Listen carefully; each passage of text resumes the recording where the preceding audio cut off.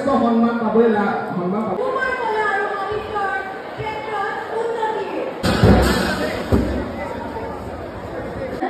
চিন্তা আৰু ভাৱনাৰ সৌন্দৰ্যহীন এইটো ব্যৱস্থা সমৃদ্ধ সন্মত আপোনালোকৰ